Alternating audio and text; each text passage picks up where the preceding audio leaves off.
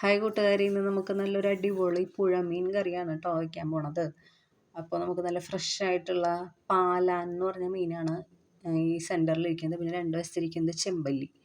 അപ്പോൾ ഇത് നല്ല ചൂണ്ടക്കാർക്കിടയിൽ നിന്ന് വാങ്ങിച്ച നല്ല ജീവനുള്ള മീനായിരുന്നു കേട്ടോ. അപ്പോൾ അതുകൊണ്ട് തന്നെ നമ്മൾ തന്നെ ക്ലീൻ ചെയ്തെടുക്കണം. അപ്പോൾ ഇതെല്ലാം കൂടി എനിക്ക് ഒരു 2 കിലോടത്തോളം ഉണ്ടായിരുന്നു. അപ്പോൾ നമ്മൾ തന്നെ ഇത് ക്ലീൻ ചെയ്ത് അത് കഴിഞ്ഞിട്ട് നമ്മളൊരു ചട്ടി അടുപ്പത്ത് വെച്ചു. ചട്ടിയിലേക്ക് മല്ലിപ്പൊടി, മുളക് പൊടി, മഞ്ഞൾപ്പൊടി ഇവ ചേർത്ത് തീ സിമ്മിലിട്ടിട്ട് ഒന്ന് നമുക്കിത് കരിഞ്ഞു അല്ലെങ്കിൽ ഇത് പെട്ടെന്ന് കരിഞ്ഞു പോകും. അപ്പോൾ അത് തീ സിമ്മിലിട്ടിട്ട് വേണം നമ്മളിത് ഒന്ന് ചൂടാക്കിയെടുക്കാനായിട്ട്. ഈ പൊടികൾ ചൂടായി വരുന്ന സമയത്ത് നമ്മൾ മീൻ കിട്ടിയപ്പോൾ തന്നെ ഏറ്റവും ആദ്യം കുടപ്പുളി വെള്ളത്തിലിട്ട് സോക്ക് ചെയ്യാൻ വെച്ചിരുന്നു. അപ്പോൾ ആ പുളിയും വെള്ളവും കൂടി ഇതിനകത്തേക്ക് ഒഴിച്ച് നന്നായിട്ട് തിളപ്പിച്ച് കൊടുക്കുകയാണ് കേട്ടോ. അപ്പോൾ ഇതിൻ്റെ പുളിയൊക്കെ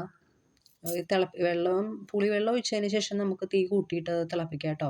അപ്പോൾ ഇതിനകത്തേക്ക് നമ്മൾ ഈ പൊടിയിലേക്ക് ഈ പുളിയൊക്കെ ഇറങ്ങി വരും കേട്ടോ. ഈ സമയത്ത് നമ്മൾ ഉപ്പും കൂടി ചേർത്ത് കൊടുക്കുന്നുണ്ട് ഗൈസ്. അത് ഞാൻ നിങ്ങളെ കാണിക്കാൻ മറന്നുപോയി.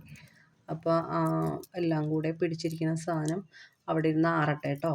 അപ്പോൾ ഈ സമയം കൊണ്ട് നമ്മൾക്ക് കുറച്ച് ഇഞ്ചി, പച്ചമുളക്, കറിവേപ്പില, സബോള എല്ലാം റെഡിയാക്കിയിട്ട് ഈ ക്ലീൻ ചെയ്ത് വെച്ചിരിക്കുന്ന ഫിഷിലേക്ക് നമ്മൾ ഇതെല്ലാം ചേർത്ത് കൊടുക്കുകയാണ് കേട്ടോ.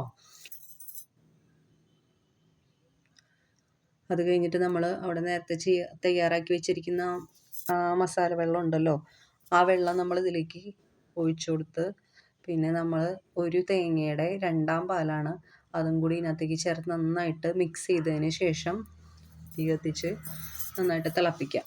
ഫിഷിലേക്ക് നന്നായിട്ട് ഇതൊക്കെ ഇറങ്ങി തിളച്ച് വരണ സമയത്ത് നമുക്ക് ഇതിലേക്ക് തലപ്പാൽ ചേർത്ത് കൊടുക്കാം കേട്ടോ.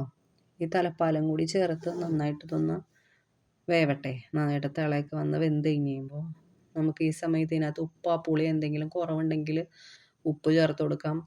പുളി കുറവുണ്ടെങ്കിൽ ഒരല്പം ചൊറുക്കയും കൂടി ചേർത്ത് കൊടുത്തു കഴിഞ്ഞാൽ നല്ലതായിരിക്കും കേട്ടോ.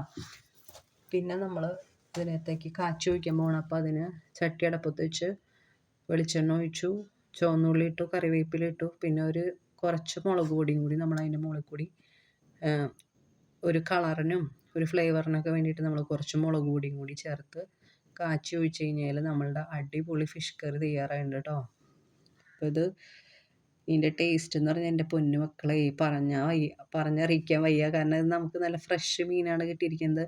അപ്പോൾ നല്ല അടിപൊളി മീൻ കറി തയ്യാറായിട്ടുണ്ട്. നമുക്ക് ഇത് ചോറിൻ്റെ കൂടെയോ അപ്പത്തിൻ്റെ കൂടെ എന്തിൻ്റെ കൂടെ വേണമെങ്കിലും നല്ല കോമ്പിനേഷൻ ആയിട്ട് കഴിക്കാം കേട്ടോ.